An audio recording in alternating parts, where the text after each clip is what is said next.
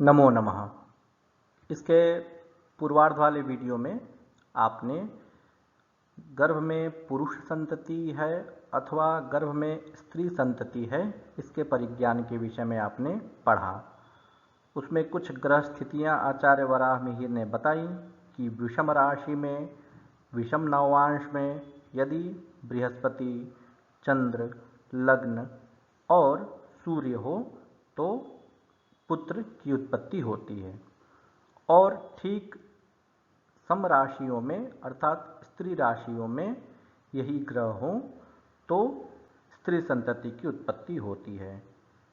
इसी प्रकार से और भी अन्य ग्रह स्थितियाँ आचार्य वराह मिहिर ने बताई कि विषम राशि में सूर्य हो या गुरु हो तो पुरुष संतति की उत्पत्ति होती है, और मंगल, चंद्र और शुक्र ये तीनों सम राशि में हो तो स्त्री संतति की उत्पत्ति होती है।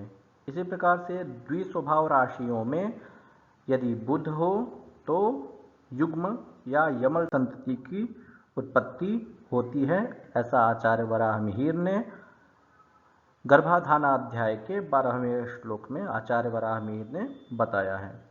प्रस्तुत श्लोक में आचार्य वराह मिहिर ने पुत्र प्रद कुछ अन्य ग्रह स्थितियों की चर्चा की है। इसके पूर्व वाले पाठों में तो आचार्य वराह मिहिर ने स्थितियों की चर्चा की है, तथापि कुछ और अन्य ग्रह स्थितियां होती हैं जो पुत्र प्रद ग्रह स्थितियां कही जाती हैं।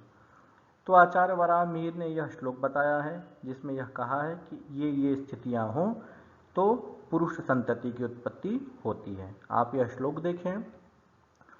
लग्नाद् विषमोपगतः शनैश्चरः पुत्रजन्मदो भवति, निगदित योग बलाबलमवलोक्य विनिश्चयो वाच्यः। इसके अन्वय को आप देखें।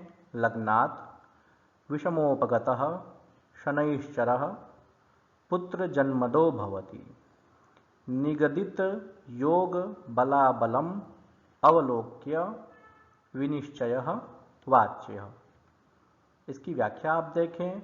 लग्नात् लग्नतः, विषमोपगतः विषम राशिगतः, शनैश्चरः शनिः, पुत्रजन्मदः पुत्रकारकः भवति जायते, निगदित योग बलाबलम कथित योग बलाबलम अवलोक्य दृष्ट्वा विनिश्चयः निर्णयः वाच्यः कथनीयः। यह हुई इसकी संस्कृत व्याख्या। अब इसके हिंदी भावार्थ को समझने का प्रयास करते हैं।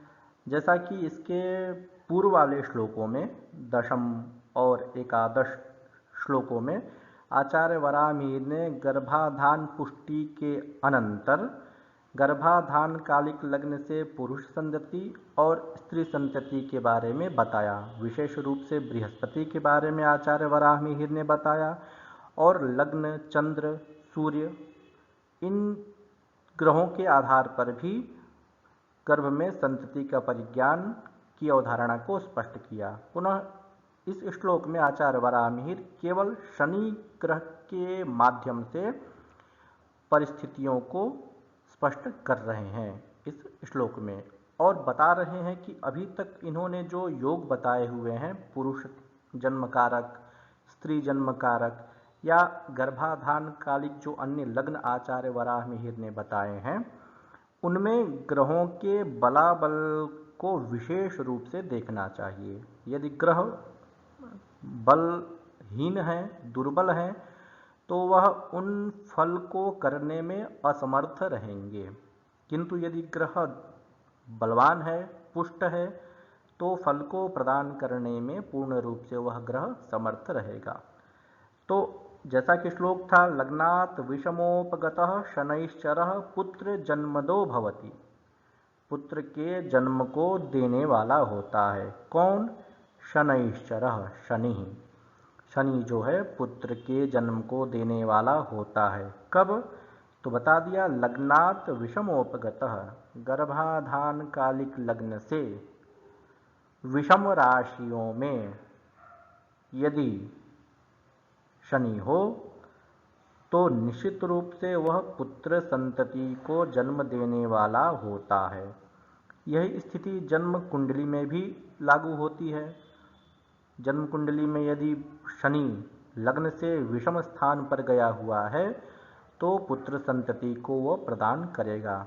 गर्भाधान कालिक लग्न में यदि विषम स्थानों में, लग्न से विषम स्थानों में यदि शनि है तो वह पुरुष संतति पुत्र को जन्म देने वाला होता है, ऐसा आचार्य वराहमिहिर स्पष्ट कर रहे हैं। श्लोक के उत्तरार्ध में इन्होंने कहा है कि निगदित योग बलाबलम अवलोक्य विनिश्चय वाच्य, अर्थात इसके पहले जो भी योग आचार्य वराहमिहिर ने कहे हैं उन कथित योगों में ग्रहों के बल और ग्रहों के अबल अर्थात बलाबलत्व, इन दोनों को स्पष्ट रूप से देख लेना चाहिए। तत्पश्चात ही संबंधित वस्तु का निर्देश करना चाहिए। फलादेश जब भी हम करते हैं गर्भाधान कालिक या जन्म कुंडली के अनुसार जो फलादेश करते हैं तो उसमें सर्वप्रथम ग्रहों के बल और ग्रहों के दुर्बलत्व का विचार विशेष रूप से करना चाहिए। प्रारंभ में ही आपने ग्रह योनि प्रभेदाध्याय में पढ़ा था कि आत्मादयो गगनगैर बलिभिर बलवत्तराः गेयाः, अर्थात बलवान होते हैं तो उनसे संबंधित विषय वस्तु की पुष्टि समझनी चाहिए। तो ठीक वही परिस्थिति गर्भाधान कालिक लग्न में भी समझनी चाहिए। यदि पुरुष संतति कारक जो ग्रह बताए हुए हैं यदि वो दुर्बल हैं तो पुरुष संतति की उत्पत्ति में संशय होता है, और यदि स्त्री संतति कारक ग्रह दुर्बल हैं तो स्त्री संतति की उत्पत्ति में संदेह की स्थितियां होती हैं। तो इस प्रकार से आचार्य वराहमिहिर ने अनेक ग्रह स्थितियों के माध्यम से इसको स्पष्ट किया है। ध्यान यही रखना चाहिए कि ग्रहों का बल अवश्य देख लेना चाहिए जो षड्बल निर्धारित किया गया है। आप यह उदाहरण देखें तो जैसा कि बताया था कि लग्न से विषम स्थान में शनि होना चाहिए तो वह पुत्र जन्म कारक होता है। लग्न हमारा मेष है और उससे विषम स्थान नवम राशि अर्थात धनु राशि, उसमें शनि है, अतः पुरुष संतति की उत्पत्ति होगी यदि यह गर्भाधान कालिक लग्न है तो, अथवा जन्म कुंडली है तो भी।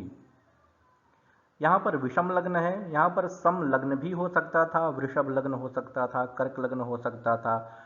उससे भी यदि विषम स्थानों में अर्थात तृतीय भाव में, पंचम भाव में, सप्तम भाव में यदि शनि हो तो भी पुरुष संतति पुत्र संतति की स्थिति को प्रदर्शित करता है।